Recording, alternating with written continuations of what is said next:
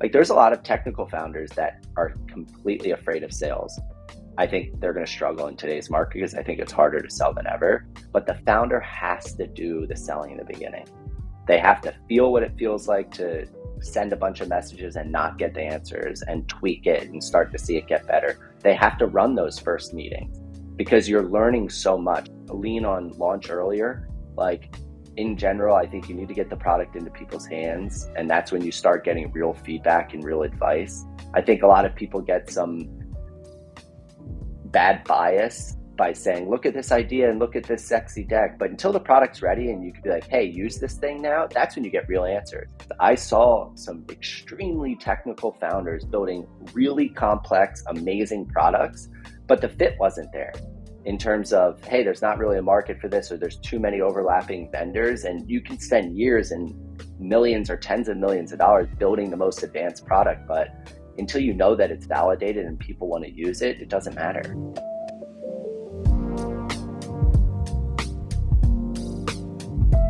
Welcome everyone at Siden Podcast. We are Yuri and Nastya. We run design agency Siden that focuses on B2B software. And we are super happy to welcome Todd. Yeah, Todd Busler is a visionary in B2B sales. He's also founder and CEO of Champify. It's a product that helps sales and marketing teams to be efficient and generate more revenue for their companies. Todd brings a lot of knowledge and insights about sales operations, building efficient sales teams, and of course, as being a CEO, I'm sure he'll share a lot of interesting insights about his journey. So, really thrilled to have you today with us and looking forward to this constructive conversation. Likewise, thank you both for having me. Yep. Yeah, so we checked your product and I really like the strategy.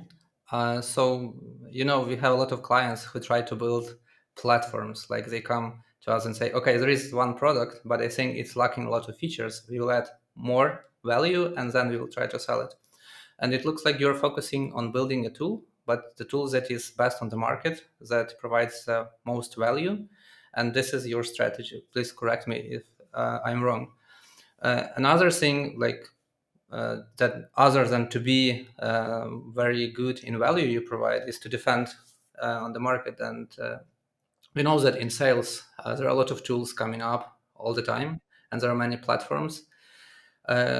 What makes you feel calm and sleep well that it's not easy to copy the tool you are building, because everybody is looking to inspiration for other products and copying that? Yeah, so first off, I don't think I sleep well at night. I think that it's gotten a lot easier to build software in general in any category, right? So my real belief on a lot of this, I think technical moats are shrinking across the board. I think in every single category, it's way easier and faster and cheaper to spin up software. Ideally, you have some type of moat, whether that be technical, whether that be brand, whether that be go to market. But in general, I think technical moats are going down. I think for us specifically, what we've seen is there are a lot of people popping up saying you can do a lot of the same thing. I think there's a deep understanding of how sales works for your target list of customers you want to work with, to really understand the workflows, to really understand all of the challenges, to understand how people want to interact with this. So what we've seen from a lot of people popping up is like, sure, maybe you can get something out there that has a lot of similarities on, maybe data quality or maybe one component of the product, but to actually get something like that adopted in a large organization requires a lot of know-how too. So I think people with know-how and really deep tech skills, that's definitely a risk. I think of any founder has to be thinking about that. And that's why internally we're always talking about innovation and urgency and bigger bets and where does this go. I think any stagnant company today is going to be a loser. And we think about that, obsess over it every single day. Yeah, B2B is very different. And I see that, like in your case, when I visit the website, I see that there is no freemium model. So there is no way to start a trial. You decided to go for the bigger clients, where that perhaps you can serve better and demonstrate the value in the best way possible. Do you have a framework to share, like how B2B product founders can decide where they should go and try to get as many clients as possible, and when they have to focus on smaller part of the market where they can guide clients? Yeah, I don't have a detailed framework, but what I have a philosophy on how I think about it. So first off, I would love to have a PLG and a freemium version of our product. I think we've spent a lot of time thinking about exactly what that could be, exactly what that should look like. And the reality is the way our product works, you don't get a lot of value in a single player mode. Like the core value of the product is getting installed centrally at the org level. And the reason why our product does well is there's a lot of complexity. There's things like territory changes and account ownership and historical information. All of that complexity is our friend that actually leads to a lot of the value. So I wish we had a better single player mode like a Notion or a Slack to be able to get people using this, prove a ton of value up front, and make some of that conversion easier. I think founders need to be really honest about the type of product they have. Like this, I learned a lot of my experience at Heap. For people that don't know, Heap is a product analytics tool. You might have heard of Mixpanel or Amplitude or Pendos of the world, right? That category has really blown up. Um, in the early days there, we did have a good PLG motion because the early buyers of that product were extremely technical, right? And they would come in, they would install the app, they would set it up, and it would be really easy to convert some of them. Over time, the buyers of that category actually got less technical, right? So the PLG motion really never took off. Sure, it was good from an awareness standpoint, but it was never like a huge portion of their revenue. So my philosophy on this is you just need to be really honest about what type of product you have. Every founder thinks it's way easier to use and way easier to get adopted. And you just have to like really look in the mirror and say, do I have a product that's built for this type of acquisition strategy or this type of awareness strategy? And obviously that can change and grow over time. So it's definitely like not by default that we don't have it. I think it's just us being very realistic about what it takes for customers to be successful and the types of companies that we know we can make successful. And for B2B, it's really important, like building sales strategy, and important to understand who is ICP. With B2B products, and I think especially with sales, like there is big distinction between user persona and sales persona. And for instance, one of our clients, which is also a big sales platform, they have an issue or pain when they want to capture new opportunity and launch new service which targets new user persona, but they like face a big issue how to market and how to sell it properly, because decision makers are not the actual users, and it's really hard to like reach out to person who actually makes decision. So maybe you can share how you're resolving this issue, how you reach out to the people who actually make decisions for your product. And maybe I will add one more question. Like, so should you focus only on decision makers, buyer personas in this case, or maybe to people who will use the software and then they will help you to sell it to buyer personas? Because you have to make this decision, and how do you make it? Yeah, so I think there's no easy answer. I think every product is really different, to be honest about that. I think it fits into the previous question about like what is the acquisition, what is the awareness strategy. I spent a year at Unusual Ventures working with all early stage companies. Usually, Unusual Ventures was their first check into the company, pre-seed or seed check. A lot of times pre-product they were raising money on, right? And we spent a lot of time thinking about this, right? Who are the user profiles? What are the buyer personas? Where are we actually going to prospect? And there's products that work that you can sell really top down and you only have to sell to the buyers. But I think that's getting harder and harder. Like you used to be able to just go to an exec if they like that, they'd say, hey, we're doing this. But now buying decisions are way more democratic and have way more people involved. So I don't think there's many companies out there that are just saying, hey, I can sell to the buyer and I don't need to be able to market and message to the user. I think you have to do both. What makes it challenging is from a marketing perspective, like who does your site speak to? What is the value prop? The way that we approach this is, you know, we target pretty mid-level and senior level. Like the people, when we target really, really senior, a lot of people are like, I don't like, I get big picture what you're solving, but a lot of people say this. So you normally need to go a level in the middle, right, between the CROs and the end users that actually feels that problem. They're usually our champions because they've been close enough to the day-to-day problem. They know what the users are feeling. They're talking to those users in every QBR and Slack on what's broken and what's not working. And they also can tie that to big picture, what a company cares about. So, okay, in an ideal world, we break in kind of middle level, right? But that doesn't always happen. So a lot of times we are targeting senior end users, right? And I think a lot of people think about end users as one bucket. That's not the case. Like, there's people that have been at companies for a long time that have a lot of clout. There's people that have gotten promoted into, they might still be ICs, but they've moved up the ranks a little bit. So there's different flavors of these users that can give you signal of who might have more clout in an organization. And then what we try to do is we try to learn from those end users around what's happening, what tooling they have, what are people talking about. So when you go back to that director or that senior level person, you have really relevant messaging to go, holy shit, it sounds like this person was in our all hands meeting, or like they know more about our company than some of the people here. And that's how you can start to get attention from top down. But it's a very challenging problem of how do you message the benefits to the end user while also messaging the benefits of the business to someone senior that doesn't sound like a million other things they're getting pitched every single day, right? It's a challenge. Yeah. Mm-hmm. It's also like a question, who's responsible for this automation? And since there are so many different tools popping up every time, it's really hard to keep up with the trends and the industry. So every time pops up new product that covers some new problem. And even if you get pitched with different products, you need to make proper decision which one to adopt and with what tool to move forward. Yeah, we've adjusted our strategy quite a bit. And we basically have what we call a company blueprint that has, here's the companies that we think are great fits. Here's the problems that we solve. Here's the solution that we offer. Here's an ICP doc that's living, breathing on end users and buyers. And every quarter we try to refresh that. We really try to challenge ourselves. Is this still right? Should we be having a different strategy? Because things change really quickly. I think in the beginning, when you're launching a company, you're really just trying to find out some messaging fit. Like, does the message we're saying resonate with these individuals?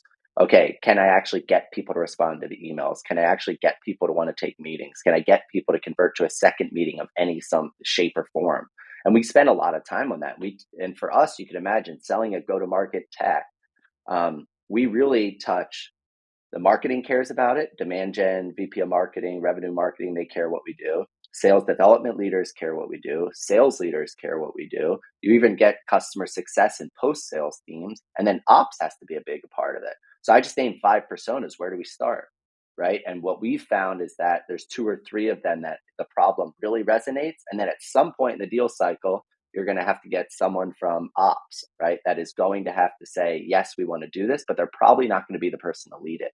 Right. So I would also encourage people to think about where's your entry point where you can actually get people to respond and get some conversations going. And then who also are you going to have to get to in a deal cycle, right? Because these buying groups have grown, right? It's not 3 people making a decision. It's 7, 8, 12, 15 people that are, whether you know it or not, they're involved talking about this, right? And it's your job to kind of loop everyone together. Yeah. So in ideal world, you have one person responsible in company for all decision on software. But like, when you were leading the team, like, how did you approach the software part? Like, did you ask everybody to propose you some new tools that you can use, or like you have to appoint somebody? Okay, you will research every quarter new tools for us that we can leverage, or it's your job as a leader? So I've never, from my most recent 10 years of experience, I've never worked at a company above 400 employees. I can tell you about my experience as the VP of sales at Heap. It was about 300 employees when I left. Every day, not every day, probably every week, someone's saying, hey, we need to buy this new tech. Look at this new cool thing. Every single day, someone's saying that. The way I would approach it is like, hey, I'm open to hearing ideas. Like, if there's new tech out there, I'm not researching it all day. I'm always happy to. But I would put a lot of faith in what I'm hearing from my peers, right? Like, I was always talking to other people that were in my exact shoes at other companies, and I was always picking their brain on what they're doing to try to stay in the know, so that when a rep is bringing up, hey, we need to try this new, whatever, insert X, I should have heard of some of them. I'm never going to hear of all of them. In that situation, I trusted certain reps that I think were thinking really critically and strategically about the business. And I'd say, okay, that sounds compelling. Like, go run a pilot with them, or go see if you can try this out for a couple licenses, or actually I'll sit in a meeting with this because it does tie to something we really care about. So I just think that there's so many software products out there today that the rigidity in how people buy and research products is changing, and a lot of people are interested in new tech. So more people within organizations are getting the opportunity to explore new technology, which kind of goes back to our previous point of like, who's the user, who's the buyer, how do you market to both of them, right? Yeah, because you want to balance the culture. In one way, you want people to bring you some information, some new ideas. And in another way, and you mentioned if every week somebody proposes you to buy a new tool, it can paralyze because every time you try to build new process to change something, and when do you actually do the sales? Mhm. Yeah, it's also like we have just covered the situation when there is established company, it's operational, and they already have sales department who decides which tool to adopt. But if to go back to the initiation stage, like if this is a startup and they're just like launching their product, where they should start with, like how they should build their sales strategy, and like at which point they need to pick up the tool, or like rely on direct sales first to just validate the channels, like what would be the best way to sell their product. Maybe you can recommend on the approaches that these startups can take, or what you need to consider in order to build really reliable sales strategy. Okay, so here's my take. For someone that sells a go-to-market tech, this might sound a little backwards, but I think people think there's like magical tools out there that are going to solve these problems. I don't think that exists, right? I think like the reality is what you're trying to do in the super early days, you're trying to validate your messaging and you're validating your value prop. And there's a lot of value in, are people opening my emails? Are people wanting to talk to me? If someone's making an intro, do people want to get on the phone with me? Right? You don't need a lot of tools to do that. Sure, you want to have some basic, some ability to send a cadence in an email. You need to be able to get people's email information, right? Like there's some blocking and tackling tooling that you're needing. But I think when you see these companies trying to use AI to rewrite messaging and make sure you have some crazy multi-touch campaign, it's like that's not the goal yet. The goal yet is just like, hey, I need people to see our message, and does this resonate with them? Now, once you start to get a couple reps and the thing is repeatable and you have some semblance of repeatability in terms of we can target people or we can spend this money on marketing and we can convert these meetings at X%, then you're looking for ways to tweak that. That's the stage we're in as a business, right? We raised the seed round, we have a handful of reps here, we have people doing marketing. Now we're starting to think about, okay, we know the targets that work. How do we get more efficient with that? And that's when I think some of the tooling comes in, right? We're using a lot of interesting stuff to figure out how can we, make SDRs a lot more productive? How do we make sure that we can make a lot of calls in a short manner because we believe calls are a good bet of time right now? So I think in the beginning, don't fixate on tools, fixate on, hey, I'm trying to have 30 conversations and it's a signal of how many people I need to reach out to get those 30 conversations. And if there's something that's off there, you have a messaging fit issue, or you have there's not enough value in the way you're communicating this, right? But I think trying to over index on getting some perfect tech stack early is actually a waste of time and not addressing the real problem, which is you need to find out if people want to talk to you. There is idea that you first want to find a buyer, then start to build the product. What do you think about that? And in your case, did you build the product and then tried to talk with potential clients, or you already knew that you can sell it and then you started building that? So the way that Champify came to be is three of us worked together at a previous org, and we kind of saw the strategy of what we offer being successful. And then we saw in the market that, hey, I don't think there was a great way to go about this. So we had an inkling because we really lived through the problem. Some people would call that founder market fit. Um, I believe we had that. But before, like, we started working on this kind of in the background, but before we said, hey, we're going to go after this, we went and had 50 conversations, not just people in our network, but people that I said, all right, I want to just target some people and see if I can get responses. I still have a spreadsheet that has 50 people I talked to based on title, role, size of company, and asked them basically the same series of 5 to 8 questions. And then after that, I was like, wow, okay, I'm hearing things like, if you built this, I would buy it. If you built this, I would try this. Yes, this actually ties to one of our big initiatives. Not all of those conversations, enough to say, okay, if we go and target 500 now, we can definitely go get some customers from this. So that's how I think about validating the idea standpoint. Yuri, on your question, in terms of like, when's the right time to launch? I tend to lean on launch earlier. Like in general, I think you need to get the product into people's hands. And that's when you start getting real feedback and real advice. I think a lot of people get some bad bias by saying, look at this idea and look at this sexy deck. But until the product's ready and you could be like, hey, use this thing now, that's when you get real answers. I think you get real answers when you're like, okay, will you use this? Are they adopting it? B, will you pay for this? And I think it's really hard to get real answers until you can have both of those things. Some of my experience was influenced from Unusual Ventures because I saw some extremely technical founders building really complex, amazing products, but the fit wasn't there in terms of, hey, there's not really a market for this, or there's too many overlapping vendors. And you can spend years and millions or tens of millions of dollars building the most advanced product, but until you know that it's validated and people want to use it, it doesn't matter. Right. So I think I tend to err on the side of get the product out there, so you can actually try to charge for it and see what adoption looks like on the earlier end. Thanks.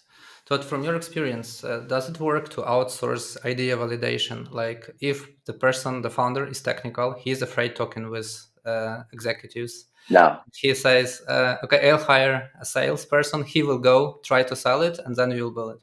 no, I feel really strongly about this. So I joined Unusual Ventures because their hypothesis, and which I think is really wise, is hey, we have engineers. They're not great at going to run an email cadence to get meetings. They don't know how to launch a product on Product Hunt. They're not sure what the messaging on their website should be. Sure, you should get help on that. I think there's a lot of value, but the founder has to do the selling in the beginning. They have to feel what it feels like to send a bunch of messages and not get the answers and tweak it and start to see it get better. They have to run those first meetings because you're learning so much. So I don't think you can outsource that. I think you can outsource it to have like, how can I do it a little more effectively or efficiently? But the salesperson should get the first 10, 15, 50, 100 customers, depending on, kind of deal size, because that's how you're really getting the learnings and building the confidence. And I think outsourcing is a short-sighted strategy. And what do you think about lead generation or just booking meetings? There are a lot of spam now coming to my inbox as different agencies proposing booking meetings for us. Do you think that for B2B products, it's a viable way to start if they don't have a lot of salespeople in them, or it's better to start building this expertise in-house? I think you got to start by doing it in-house. I think there are some really good agencies or lead gen services. If you're working extremely close with them on all of the messaging, on how to handle every objection, and they're more like the hands on the keyboard to increase volume, sure. But long term, in the beginning, it's changing so quickly. Like 1 week to the next week, you're going to change your positioning, you're going to change the messaging, you're going to change the value prop. And I think leaving that to someone that doesn't know the space, even 1% of what the founder knows, I don't think that's a good idea. Again, just from like hands on keyboard execution, increasing volume, maybe, but I think the founder should own this, and have some help from someone at the company as soon as they can afford it. And what about first hires? So we decided we want to build sales in-house. When a founder should hire first salesperson and what role it should be like? Perhaps it's not a chief revenue officer. Maybe it's head of sales or it's the salesperson who will be actually helping in sales. Like, because usually they don't have money to hire a full department from the first For month. sure. I've thought a lot about this. There's really two questions there. The first question is when, and then the second question is who. So the first question is when. I think it's when there's any semblance of some repeatability. So like, okay, the founder just had 10 intro meetings and they were able to convert 4 to 6 of them to a second meeting and 3 or 4 to them to a POC, and you're going to go win one of those deals. Okay, that's some semblance of efficiency. That means we can target 10 companies and get one of them to engage with us. Okay, that's starting to work. I don't know what the limit is like. I don't know what the threshold is of you have to have 5 paying customers or your first 100K, some people may say. That could change based on market and dynamics, but you need some semblance of, I know who to target, I know what to say, and with some type of very rudimentary repeatability, the thing works. I think the second question on the who, it really depends on the founder's background. Like there's a lot of technical founders that are completely afraid of sales. I think they're going to struggle in today's market because I think it's harder to sell than ever. There's a lot of technical founders that are actually really good at it, right? And like it. And I think if you're the latter, then getting a more junior salesperson that can just help you get into conversations makes a lot of sense, right? If you're the former and you're like, hey, we actually have an enterprise product, I've never done enterprise sales at all, you're probably going to have to hire someone more senior. right? There's a classic debate of like, do you get a sales leader first, or do you get a couple of reps and then add the sales leader later? I think it really depends on the founder's background and how comfortable she is, you know, being heavily involved in sales, because you have to be for the first couple $1 million and probably longer. What about hiring head of sales contra hiring CRO, or maybe a partial somebody part-time partial CRO or partial head of sales? I don't know. Do you know some successful cases with this? I've seen it go both ways. I think in general, like as a blanket statement, I would tend to say get a more junior, hungry IC type of person to start, as long as they can work really closely with the founder. And then once you're starting to see, okay, we need to go 2 to 8 reps, that's when that head of sales can be really helpful. The problem is if you hire the head of sales, especially if they're too senior and been far away from prospecting for a while, they're like trying to set up a dashboard and go hire people. And you're like, no, no, no, no. You got to go win the first 20 deals. Like you need to go set up the first 50 meetings.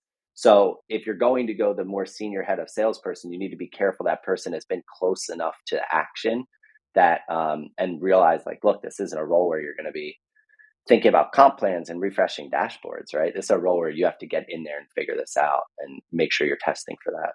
Yeah, so a few years ago, it was commonly cited that people don't like CRM systems. You have to push them to use it.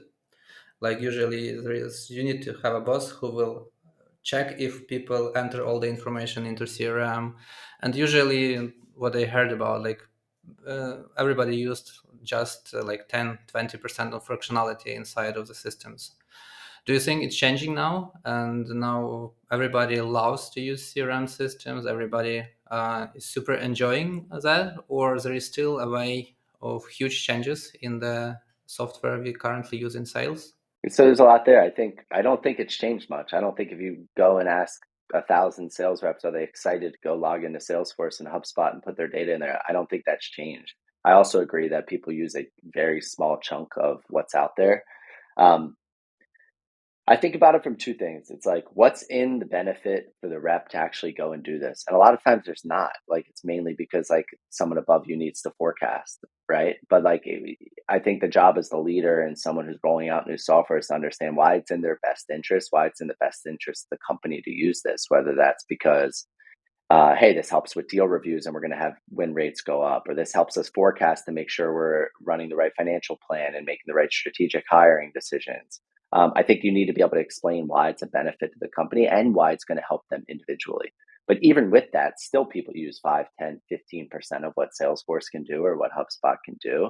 Um, I don't know if I feel like that's a problem or just the reality of how sellers typically operate. I think, Anna, on your question from a design perspective, like I think the bar for software is going up just because people are so like have used so much software in all parts of their lives that people want well-designed products. They want very thoughtful products. The bar for bad experiences or high friction is, you know, people don't have a lot of sympathy for that and they want to be able to switch. I think the way I think about it is a lot more like, sure, I want to have a beautifully designed product, but I really think about just like functionality to say, if I'm a sales rep and they're using our product, this is definitely going to save them time or money by adopting this, and it's going to help them achieve their goals. Hopefully it looks as beautiful as possible, but I really think about it for a sales rep perspective that they just really are thinking, how can I save time to make more money? And if a product can help me do that and they feel comfortable about it, they're going to adopt it. So I think a lot of it more from like a functional design than like aesthetically, do we have the prettiest UI or the best colors or anything like that? But I think the bar overall is getting a lot higher for what people expect from software. I think that also like that's a difference between user persona and buyer persona, because we do not optimize for the users to make this like more aesthetically pleasing or more usable, but to generate more value. That's why sometimes we can take some compromises and forget about really important things, but just to optimize the value that brings to the business itself. That actually brings up to the question, should designers be part of the teams who create sales tools? Because as you mentioned, that the bar is really high right now, and sales tools are really complex, should it be like a big team of the designers that works on the tools, or uh, just the engineers who do the work and do not rely on the usability and do not consider that? I think the early stage engineers are kind of a mix of like product and design and engineering, right? Like I think for us right now, we don't have full-time designer in house. I'd love to be able to get there at some point, which means that engineers play a big part in that.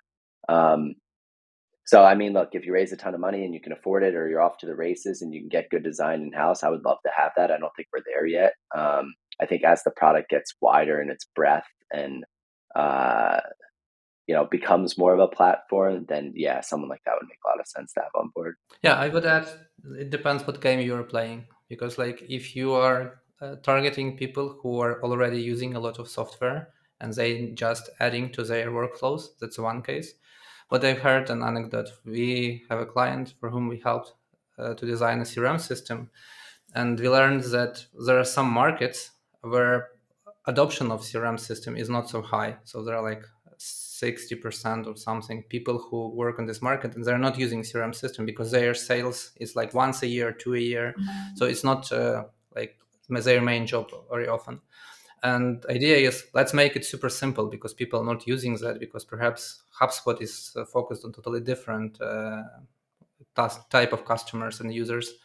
But when it's really hard to find the balance, because you start with very simple interface with simple functionality, but later you're adding more and more features, and at the end you're ending with very complicated CRM system, and everybody wants all in the At the system. same Yeah. time. Yeah. And as far as I know, that your product is based on Salesforce integration, and you probably adopted their UI and their UI's designs or styles. Do you think that in future it could become a bottleneck for you, for your strategy, if you would like to change the direction or try to integrate with other platforms like Zoho, Pipedrive, or maybe could become a standalone product or portal by adding more functionality? And since you already adopted this UI kit, it will be your limitation in future. It's a great question. I mean, our logic when and our thesis when we started was, hey, look, salespeople interact. First off, they're already getting pulled to log into tons of new tools. Like that stack has grown quite a bit in terms of what they're supposed to do. And in a lot of our research, we found that people don't want new UIs, right? Really, what they want to do is have a lot of intelligence in their existing tooling, right? So our logic to start was, hey, people are in Salesforce every day. They're in email every day. They're using some type of sales engagement every day, especially if they're a commercial AE or an SDR or something. That's usually, Outreach or Sales Loft or, Groove or whatever it may be.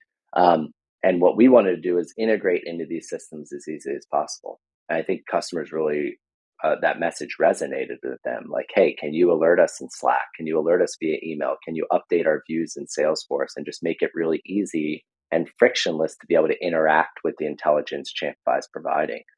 But to answer your question, as our product starts to expand, there are some limitations, right? There's limitations that allowed us to get valuable really quickly, but as the product starts to expand, there's some things that we want to do where we're going to have to control that via UI. Right now, we're spending a lot of time thinking about, okay, what needs to happen in a UI? Will we be able to get people to actually adopt that?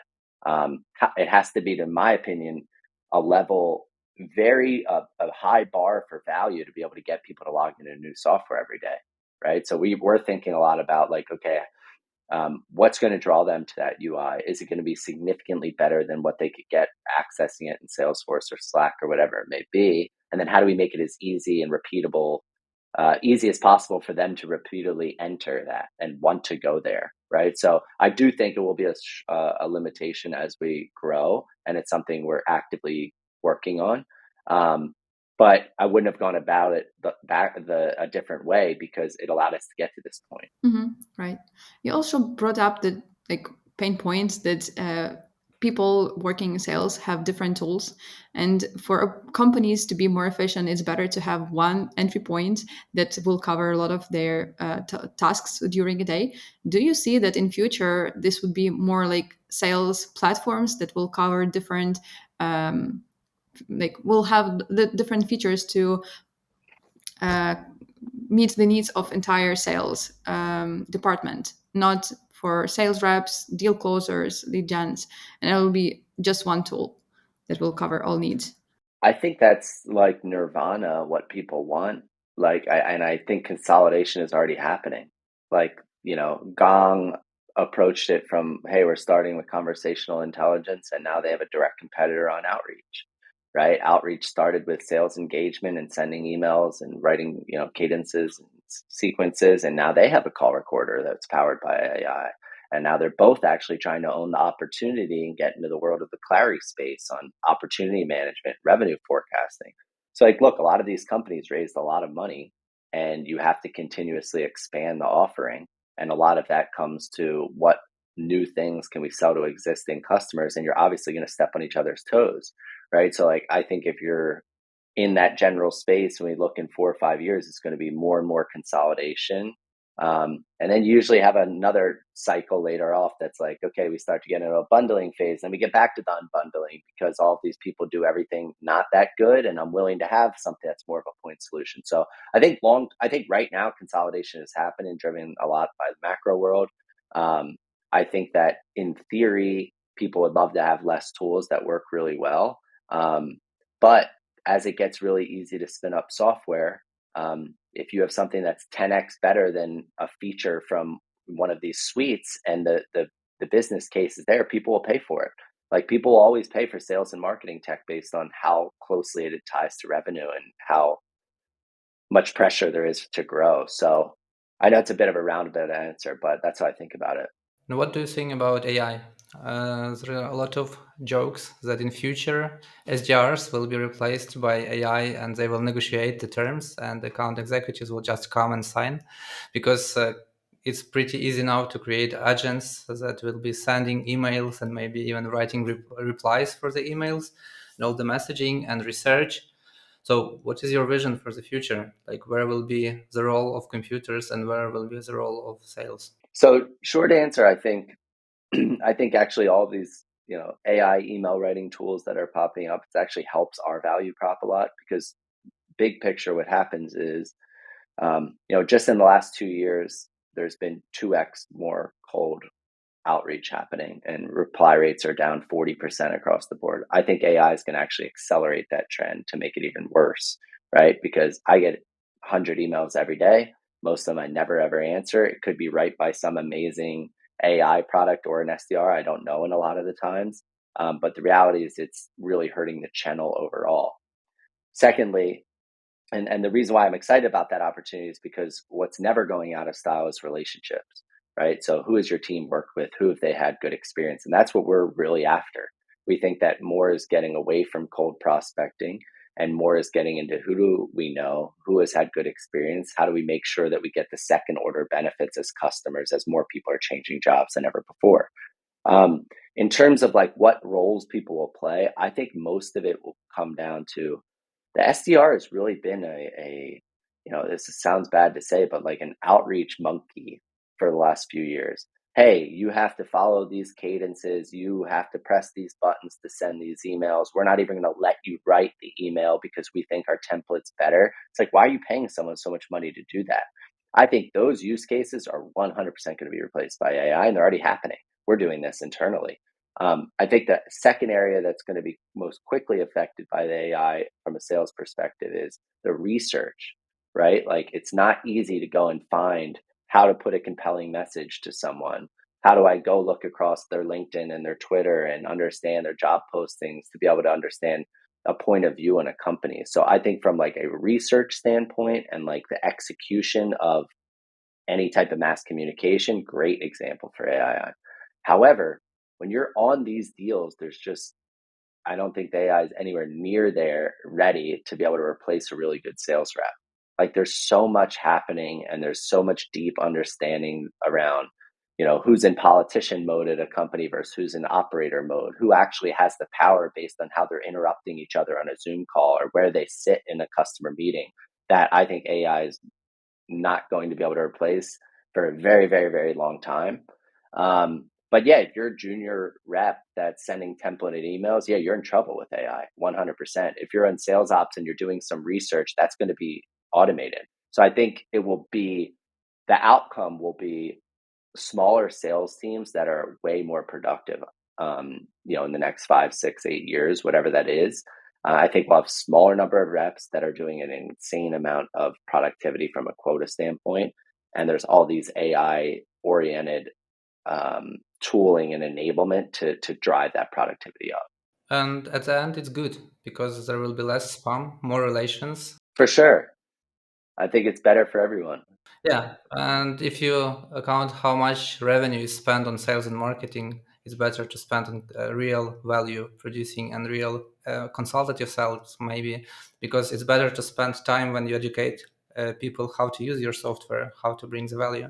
And I think the best sales cycles right now feel like that. Like when we're in conversations with our best customers and we're solving problems together, we're helping them think through, is this the right bet versus other things you can do? And that's really hard for AI to get good at. And I think that your product is partially service because you are helping people to build new process they don't have very often, perhaps. Yeah. So it's like helping them to grow. It's consulting. It's not just we have a tool, use it. We don't care how you use it, and that's all. It's like 95% software. Most of our customers will pay us, much like other companies, to get implemented or to make sure we're monitoring certain campaigns for them, or we're recommending some different audiences or messaging. I think over time it will be pure software. I think the reason why we do that now is there's a lot of change management in organizations. Changing, 100-person sales team behavior requires some human effort. And I think people want to actually pay for that. When I was leading sales at Heap, a lot of times I would see this amazing software and I'm like, great, who's going to own it? Like, I'm happy to pay you to make sure I get the value from this. And if you want me to pay 10 or 20 or 25% of the contract value to make sure it works, I'm happily pay for that. So we see a lot of our customers that, we're not like running it for them. We don't do any like performance oriented contracts. We don't do any outsourced SDR as a service type of thing, but they want help to make sure they're getting the best practices, the training enablement, and they're happy to pay 10, 20% on top of the annual contract value to make sure it happens. But again, over time, I think as the product gets better and better, that will likely go down for us. So what you're saying, I think. what do you think about that? Like in future, maybe in 5, 10 years, maybe 15 years, you will be able to write to ChatGPT 10, okay, write me a copy of HubSpot. It will go online, read all the documentation, all the help, how it works, we'll test it. And next morning, you have your own custom CRM system. Yes, so it would be pretty easy to build the software. It would be hard to implement it into the business, at least harder. Yeah. So in this case, it will move to a different direction. So it's not like we can just provide software. We have to provide software and education, service, consultancy to help to use this solution. Yeah, I think the question then becomes, how good does the AI get at delivering that software, right? Actually, the change management. But I still think there's changing human behavior requires humans to be involved in that, right? Like I think that futuristic view you lay out, I think that's not crazy to think, but I think that humans are similar, and AI is not going to dramatically change that in the next 5, 8, 10 years. I don't think. What else would you like to discuss? Maybe there are some questions that we haven't covered, but you really would like to share with people, and like maybe some interesting case story that we haven't talked about today. We covered a lot. I mean, I think these have been an interesting discussion around, where does design play? What role does AI play? How do you think about early stage? I think in general, some of our biggest learnings are understanding who you're a really good fit for and who you're not, and getting comfortable just focusing on those people. Like it's very hard when you get people coming inbound wanting to pay you that aren't the best fit ever. It's really hard to turn people like that down. And I think the more narrow you can be and the more honest you can be on who you're a great fit for, the better things will go. You'll build better product for that niche and you can expand them over time. You won't waste time supporting customers that aren't great fits. So that's something I think a lot about. And then just secondly is, we're very much in the early days. Like we approach this as, hey, there's a pretty narrow but powerful problem set that we can solve really quickly. But we're getting asked by our customers to do all kinds of crazy things that, when we started Champify, we're like, here's where we see it going, but we're not exactly sure. And now it's like, okay, there's 8 different directions of where this market goes. And it's going to be our success is going to be based on how many of those bets we get right in terms of what order and execution. So it's a really exciting time, and why I think the market, is crowded in terms of sales and marketing tech. People are willing to spend money from it, and it's very tangible when it's working. That it's an exciting category to be in.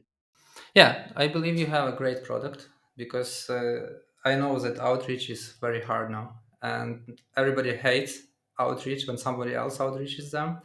But all the businesses have somehow to find a way to reach people that they're not connected yet, or they're not so good, strong relations with them. And you are solving the real problem in the right way. So I believe you will be successful. And I understand this is just the first step for you. There is a huge roadmap.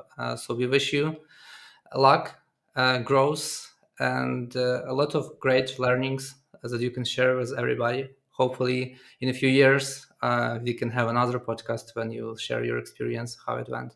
Yeah, I'd love that. I appreciate. Yeah, regardless Oh, go which ahead. way you go, because you mentioned that there are several paths that you can take, we wish you success in any of them and to build your roadmap that will just skyrocket the market.